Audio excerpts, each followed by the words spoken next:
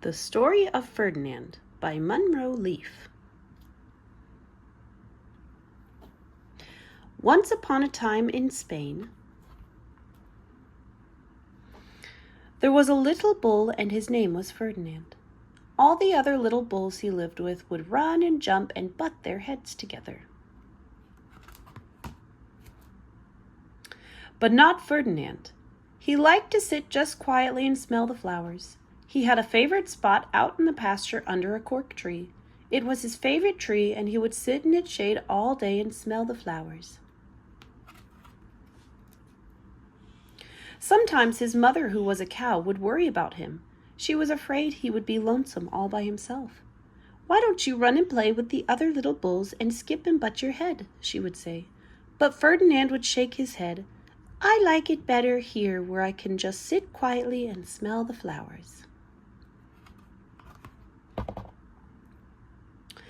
His mother saw that he was not lonesome, and because she was an understanding mother, even though she was a cow, she let him just sit there and be happy.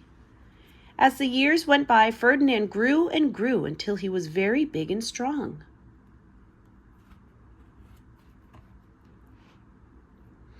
All the other bulls who had grown up with him in the same pasture would fight each other all day. They would butt each other and stick each other with their horns. What they wanted most of all was to be picked to fight at the bullfights in Madrid. But not Ferdinand. He still liked to sit just quietly under the cork tree and smell the flowers. One day 5 men came in very funny hats to pick the biggest, fastest, roughest bull to fight in the bullfights in Madrid. All the other bulls ran around snorting and butting, leaping and jumping, so the men would think that they were very, very strong and fierce and pick them. Ferdinand knew that they wouldn't pick him, and he didn't care. So he went out to his favorite cork tree to sit down.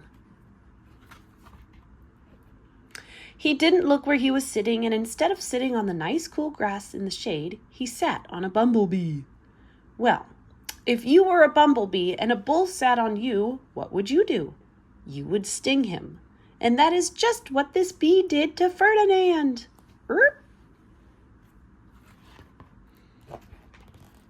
Wow, did it hurt! Ferdinand jumped up with a snort. He ran around puffing and snorting, butting and pawing the ground as if he were crazy. The 5 men saw him, and they all shouted with joy. Here was the largest and fiercest bull of all, just the one for the bullfights in Madrid.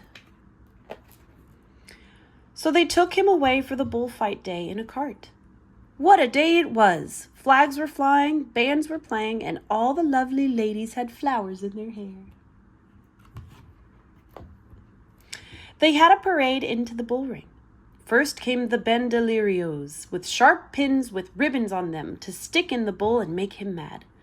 Next came the picadores, who rode skinny horses, and they had long spears to stick in the bull and make him madder. Then came the matador, the proudest of all.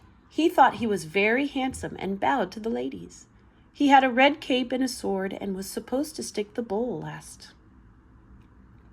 Then came the bull, and you know who that was, don't you? Ferdinand.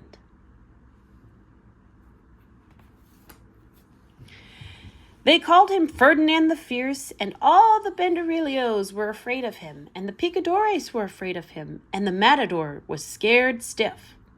Ferdinand ran to the middle of the ring, and everyone shouted and clapped because they thought he was going to fight fiercely and butt and snort and stick his horns around.